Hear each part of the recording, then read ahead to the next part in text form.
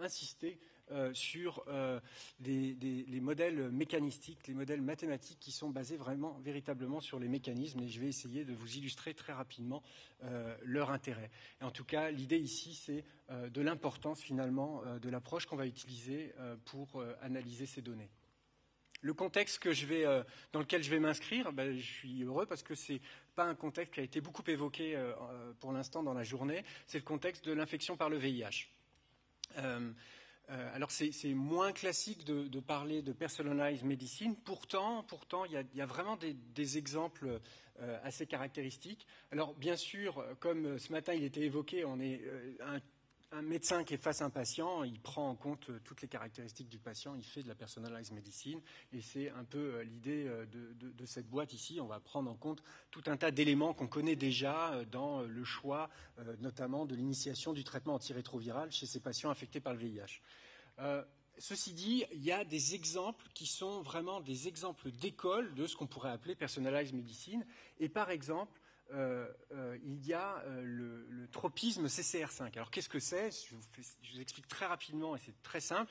En fait, le virus utilise principalement le récepteur CD4 dans les lymphocytes T pour infecter ces lymphocytes T. Il utilise aussi des co-récepteurs et en fait, on va pouvoir déterminer des virus qui vont utiliser plutôt le récepteur dit R5 ou plutôt X4. Et donc, on arrive à distinguer les différents virus, savoir s'ils ont plutôt tendance à utiliser R5 ou X4. Et il se trouve qu'on a une molécule, le Maraviroc, qui permet de bloquer justement la liaison entre le virus et le récepteur R5. Et donc là, on voit très bien mécaniquement ce qui se passe. Et les virologues ont développé aussi une avancée technologique qui est justement d'être capable de dire, voilà, est-ce qu'il y a les virus qui circulent, est-ce qu'ils ont plutôt tendance à utiliser R5 ou X4 ? Donc ça, c'est vraiment un exemple de personalized medicine où on sait comment la molécule marche. On fait le test pour savoir si dans le virus circulant, ils sont tous ou quasiment tous R5. Et dans ces cas-là, on utilise la molécule anti-R5. C'est un exemple vraiment patent de personalized medicine. Il y a aussi un autre joli exemple dans l'infection par le VIH. C'est en fait la découverte que les patients qui présentaient donc ce groupe HLA en fait avaient une probabilité importante potentiellement de faire des réactions d'hypersensibilité à une molécule, l'abacavir, si bien que dans les recommandations, en fait, aujourd'hui, quand on fait le diagnostic, le nouveau diagnostic d'un patient, dans les recommandations, y compris les dernières françaises, on va faire un groupage HLA pour vérifier si effectivement il y a ce groupe HLA ou pas. Donc ça, c'est vraiment des exemples de personalized medicine. Alors bien sûr, il y a quand même tout l'aspect aussi potentiellement pharmacogénétique. Je vais réévoquer ça.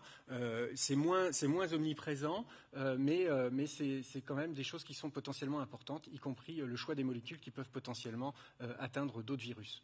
Et il y a quelque chose qu'on n'a pas beaucoup évoqué encore aujourd'hui dans ce qu'on peut voir dans la littérature de personalized medicine, c'est le therapeutic ou treatment drug monitoring. C'est le suivi finalement de la réaction des patients aux différents traitements. Donc ça peut être en cancérologie aussi bien sûr, mais ici dans le contexte de l'infection par le VIH, eh bien, l'idée c'est d'observer quelle est la réponse au traitement antirétroviral, à l'initiation du traitement antirétroviral chez les patients, et éventuellement d'adapter ensuite le traitement en fonction de cette réponse-là. Et en fait, une partie de mon exposé va vraiment s'inscrire dans cette problématique-là. Alors, une des façons les plus simples qu'on puisse voir et qui est pourtant hyper utile en termes de treatment drug monitoring, c'est par exemple de regarder, et là on rejoint le concept de médecine stratifiée, regarder à 6 mois quelle est la réponse au traitement et d'établir en fait les probabilités de progression. Donc ici vers le stade SIDA, enfin avoir un événement stade SIDA ou décédé, donc ce sont des événements cliniques importants chez les patients infectés par le VIH. Et donc à 6 mois, on regarde en fonction de leur niveau de CD4 atteint après l'initiation du traitement, 6 mois après l'initiation du traitement, quelles sont les probabilités en fonction de ces strates de CD4 en fonction de la réponse. Et là, à partir de ce moment-là, on pourra éventuellement décider de changer le traitement si effectivement on n'a pas observé de bonnes réponses. Et ça, ça, c'est des résultats établis sur des données d'une énorme collaboration ARTCC. Alors, il y a d'autres questions actuellement, par exemple, alors là on rejoint la problématique du coût, où en fait actuellement on est en train de se dire, est-ce que finalement quand on a les génériques de certains traitements antirétroviraux, est-ce qu'il ne faut pas modifier le traitement pour passer au générique de ces traitements antirétroviraux? Ce qui pose potentiellement des problèmes, notamment les cliniciens se posent beaucoup de questions autour de ça, parce que c'est pas du tout évident, même si on ne change pas éventuellement le nombre de prises par exemple, on peut changer le nombre de comprimés qu'on prend et du coup on peut avoir des soucis d'adhérence au traitement. On a aussi potentiellement l'idée qu'on pourrait ne pas prendre son traitement tous les jours. C'est ce qui se passe des fois, c'est-à-dire que le patient lui-même modifie ça et ne prend pas son traitement tous les jours. Et donc, qu'est-ce qui se passe dans ces cas-là? Est-ce qu'on peut suivre ça? Est-ce qu'on peut monitorer ça? Et puis, éventuellement aussi, on peut se poser la question de la réduction de dose. Et dans ces cas-là, vous voyez, il y a un aspect finalement qui est très dynamique. On démarre le traitement, le patient répond plus ou moins bien, il faut suivre ça, éventuellement modifier les choses, et a été évoqué aussi dans une présentation précédente, le problème de l'adhérence, si le patient va être plus ou moins adhérent au cours du temps, et donc qu'est-ce qui se passe, comment on fait pour analyser et prédire avec ce type de données, et c'est là où on a vraiment besoin potentiellement de modèles dynamiques. Alors, ici, j'aurais dû rajouter ici notre avatar. Il est ici notre avatar finalement. L'idée c'est quoi? C'est que on a un clinicien qui va face à un patient infecté par le VIH prendre des décisions de traitement. On va suivre cette réponse et on va essayer, grâce à un outil ici de modélisation, de prédire les éventuelles réponses en fonction des différents traitements, par exemple, ou des différentes doses, ou de l'adhérence.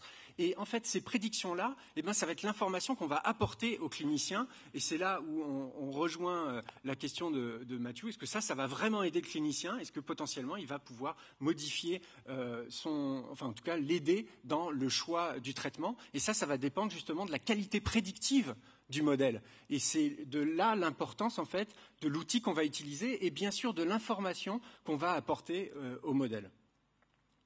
Alors voilà, je vais vous présenter le modèle.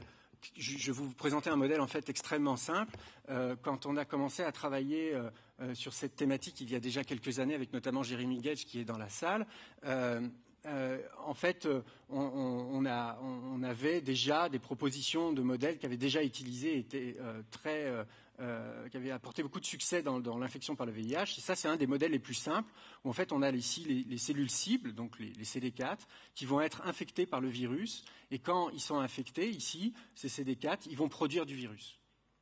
Et finalement, ces cellules, elles peuvent mourir, donc il va y avoir des paramètres comme le taux de décès des cellules. Ici, les cellules cibles peuvent mourir aussi. Il y a une certaine clairance virale, il y a un certain taux de production du virus et un taux d'infection de ces cellules. Et ça, je ne crois pas qu'on puisse dire que c'est très compliqué. Voilà, on voit très bien ce qui se passe. On est au cœur de ce qui se passe mécanistiquement entre les cellules du système immunitaire CD4 et le virus. Et en fait, tout ce qu'on va faire, c'est simplement faire une traduction de ce modèle en un système d'équations qui semble un peu compliqué, mais qui n'est jamais que la traduction de ce modèle biologique. Et c'est important. Pourquoi est-ce qu'on fait ça? Pas pour frimer, loin de là, ou vous ennuyer, mais c'est parce que c'est en traduisant ça sous forme d'un système d'équations qu'on va pouvoir estimer les paramètres. Et tout le boulot, il est là, en tout cas notre boulot de biostatisticien, ça va être d'utiliser les données disponibles pour estimer les paramètres de ce type de modèle. Et pourquoi on pense que ce type de modèle, c'est bien? Parce que c'est basé, dans le fond, c'est construit sur l'interaction biologique qui se passe et on fait le pari que grâce à ça, on peut avoir un pouvoir prédictif relativement important. Et puis, on a des choses ici pour les mathématiciens ou ceux qui ont eu cette formation, qui nous permettent ici d'avoir des relations non linéaires. Et par exemple, on peut avoir des décroissances ou des croissances de nombre de cellules infectées du fait de la variabilité du nombre de cellules cibles, ce qui est un phénomène relativement important pour comprendre ce qu'on finalement on va observer. Alors ça, c'est une diapositive qui est certes pas très jolie, mais alors qui est vraiment le cœur du problème, le cœur de ce qu'on fait, c'est savoir. En fait, c'est une fois qu'on a vu le modèle simple, là, l'idée maintenant, ça va être d'inclure dans ce modèle un ensemble d'informations. Donc ici, vous avez des équations horribles au niveau de chacun de ces mots. Mais pourtant, c'est bien ce qui est important, c'est-à-dire que l'idée, c'est de prendre en compte dans le modèle, notre paramètre d'infection, par exemple, va être fonction du traitement en termes de dose, éventuellement en termes de pK. D'ailleurs, vous allez retomber sur ce qu'on appelle des modèles PK/PD, Pharmacokinetics, Pharmacodynamics. Avec éventuellement des données d'activité des cellules à partir de données in vitro, comme on est actuellement en train de fitter. Des données de résistance virale, les génotypes, c'est des données qu'on a et qui sont déjà pris en compte à travers des algorithmes, par exemple, qui sont même disponibles sur Internet. Les données éventuellement d'adhérence, non pas qu'on va faire le pari qu'on va prédire l'adhérence des patients, c'est impossible, on le sait très bien, on n'est pas si naïf que ça. L'idée, c'est de se dire, si j'ai pas une bonne adhérence, si le patient ne prend pas tant de médicaments, de traitements antirétroviraux, qu'est-ce qui va se passer? C'est pour ça qu'on essaye d'intégrer cette notion dans les modèles. On va aussi pouvoir éventuellement intégrer des caractéristiques individuelles, y compris éventuellement des caractéristiques génétiques. Et là, il y a un aspect qui pourrait sembler presque technique. En fait, je vais être en train de parler des effets aléatoires, mais la notion sous-jacente à ça est extrêmement importante. C'est-à-dire que l'idée, là, c'est que nous, avec l'approche que l'on emploie, en fait, on va prendre en compte aussi la variabilité supplémentaire qu'on n'a pas expliquée avec toutes ces caractéristiques, avec toutes ces données-là. Et d'abord, on pourra voir si elle est potentiellement importante, mais surtout, de fait, nous, on va se retrouver avec des paramètres qui sont patient-dépendants. Et ça, c'est extrêmement important pour la suite, vous allez voir. Et puis, là, c'est pareil, c'est en 2 lignes, mais pourtant, c'est extrêmement important. L'approche populationnelle, ça a été une révolution en pharmacocinétique. C'est ce qui a permis, par exemple, d'avoir juste un ou même qu'un point par patient pour avoir des courbes de pharmacocinétique en travaillant sur des populations de patients. Là, c'est l'idée, c'est-à-dire qu'on va prendre en compte l'ensemble des données qu'on peut avoir au travers d'un essai thérapeutique, de plusieurs essais thérapeutiques, y compris des données de cohorte.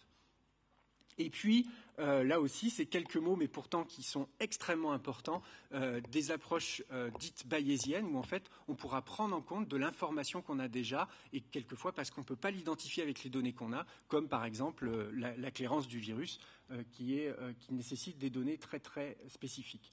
Alors, ici, c'est parce que je ne pouvais pas, au moins, ne pas citer quelques équipes françaises qui ont tout à fait travaillé dans cet esprit-là. Je pense notamment à donc Jean-Louis Goldmar avec Alain Malat et Elisabetta Vergus, c'était sa thèse, dans l'idée de potentiellement faire de la personalized medicine en ayant justement, en intégrant les données génotypiques avec des modèles dynamiques. Donc c'est vraiment tout à fait l'objet du topo et vous voyez que c'est une idée assez ancienne, et y compris aussi tout le travail notamment de l'équipe de France Montré avec l'intégration justement des données pharmacogénétiques dans le cadre de la prise en charge des patients infectés par le VIH.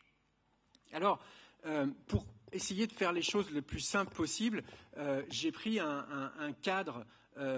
Ce n'est pas des simulations, c'est un vrai essai, c'est une vraie histoire. Elle est un peu ancienne parce que la problématique était un peu plus simple dans le contexte de cet essai. C'est un essai en fait où étaient comparées des bithérapies d'analogues nucléosidiques, donc des traitements antirétroviraux chez des patients infectés par le VIH, 150 au total dans l'essai. Et l'avantage de cet essai pour cette présentation, c'est qu'en fait on comparait une certaine bithérapie, AZT3TC, une autre bithérapie DDI-D4T, et ensuite on avait un groupe où en fait on démarrait DDI-D4T et à 12 semaines on switchait avec AZT3TC.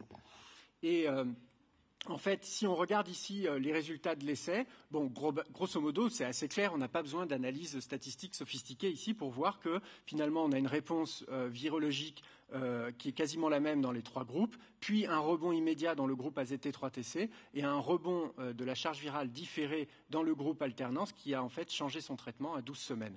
Donc là, ça c'est absolument clair, mais on va voir l'idée d'estimer les paramètres du modèle que je vous ai présenté avec ces données-là va nous apporter un certain nombre d'éléments.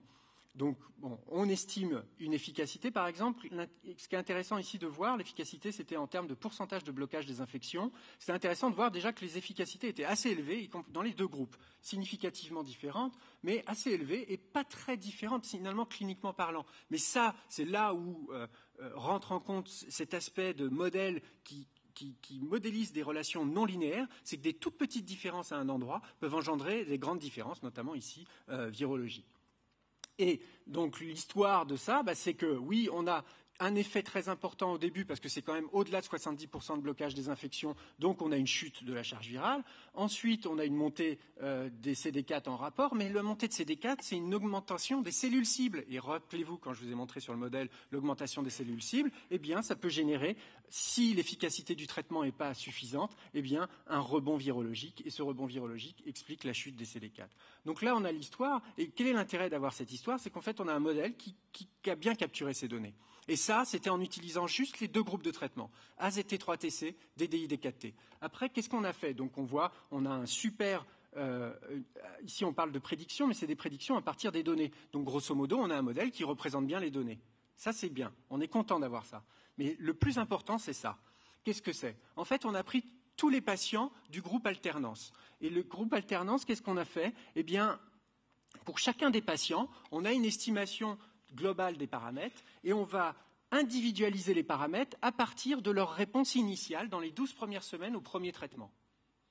Et ensuite, ici, après la barre, ça, ce que vous avez en bleu là, c'est de la prédiction, de la pure prédiction. C'est-à-dire qu'on ne savait pas où étaient les vraies données ici, qui sont les triangles, on ne savait pas où elles étaient. Le modèle a appris pour ce patient grâce à cette partie-là et grâce à tout ce qu'il a pu apprendre avec les deux autres groupes de traitement. Et donc ici, on se retrouve avec ces prédictions, et ça ici c'est un patient, et c'était tous les patients comme ça.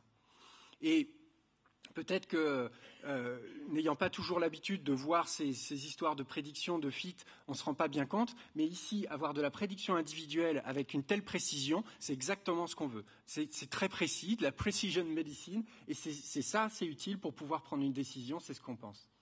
Ensuite, ça peut être beaucoup plus compliqué, et c'est l'avantage et c'est l'aspect dynamique de ces modèles, parce que qu'est-ce qui se passe ici? Vous voyez par exemple un patient donné qui n'a pas pris totalement son traitement quand il était sous DKT-DDI. Ici, il n'a pas pris totalement son traitement, et donc à chaque mesure, en fait, on a une période d'apprentissage, et en fait, après, le modèle, une fois qu'il a appris, on va prédire à chaque mesure, en fonction de s'il a pris ou il n'a pas pris son traitement ou à quel pourcentage de traitement il le prend, eh bien on va faire des prédictions. Et on remarque qu'à chaque fois, les prédictions, ici on change de couleur à chaque mesure, eh bien à chaque fois, on est dans ce qu'on observe. Donc on a l'aspect prédiction et dynamique, c'est-à-dire qu'en tout temps, eh bien, on a quelque chose qui nous convient. Alors qu'est-ce qu'on fait de ça? Eh bien là, l'idée, c'est de dire, voilà, si vous avez un patient, alors bien sûr, aujourd'hui, ça ne sera pas le cas, avoir un patient en bithérapie, il en reste quelques-uns dans nos cohortes anciennes qui n'ont pas été modifiés, mais c'est assez rare. Mais ceci dit, l'idée est là, on veut changer, modifier son traitement, eh bien, grâce ici aux données que je vous ai montrées, mais éventuellement à d'autres essais, c'est ce que nous sommes en train de faire, eh bien, on peut prédire qu'est-ce qui se passe si on change avec tel type ou tel type de traitement. De la même manière, on peut aussi prédire ce qui se passe en fonction de changement de dose. Je ne vais pas détailler ça ici, ce serait un peu long, mais c'est exactement le même principe. Et ici, pour ceux qui font un peu de mathématiques, ce qu'on utilise, c'est simplement le fait qu'on peut dériver un taux de reproduction, un R0, et travailler avec ça pour faire l'adaptation de dose. Il y a d'autres exemples, on en a évoqué ce matin, cet après-midi, l'hépatite C avec l'IL-28. Il y a d'autres exemples de modélisation, par exemple avec le monitorage de la glycémie en continu, mais en fonction de la technologie, si on ne la mesure pas exactement dans le sang, savoir est-ce qu'on peut prédire en continu ce qui se passe dans le sang, c'est hyper important bien sûr chez les patients diabétiques pour leur insuline. Ça, on le fait avec des modèles mathématiques du type que je viens de vous montrer. Et puis, par exemple, nous, on travaille aussi sur la modélisation de la réponse vaccinale ou aux interleukines. Et ça, c'est ma dernière diapositive, parce que pour ceux qui le savent, je travaille aussi sur les big data et l'intégration de l'ensemble de ces données. Et en fait, le challenge, il est là, il est clair. On pense fondamentalement que le type de modélisation que je viens de vous montrer peut être très utile pour la personalized medicine. Et d'un autre côté, on a affaire à énormément de données à potentiellement intégrer dans ces modèles. C'est beaucoup de boulot. Et il y a ici, par exemple, un papier qui était publié dans Science Translational Medicine en 2012, en fait, qui proposait ce qu'ils appellent EPD. Ici, c'est Enhanced Pharmacodynamics Model. C'est exactement le type de modèle que je viens de vous présenter, sauf que maintenant, il faut que là-dedans, on intègre toutes les données omiques, toutes les informations qu'on pourra avoir, par exemple, de séquençage de l'hôte aussi. Et donc, là, l'idée, en fait, c'est d'avoir une approche, comme ils appellent, de systems pharmacology. Je vous remercie beaucoup pour votre attention. Je voudrais quand même remercier deux autres personnes ici, donc l'équipe biostatistique de l'unité INSERM, avec en particulier Mélanie Prague, donc j'ai piqué une partie de ses diapositives, elle a soutenu récemment sa thèse, et Daniel Comanche qui travaille avec nous au quotidien et nous inspire énormément dans tous ses travaux. Et bien sûr, je veux remercier les institutions et ceux qui nous financent, en particulier SIDAction NRS et le Vaccine Research Institute. Merci beaucoup pour votre attention.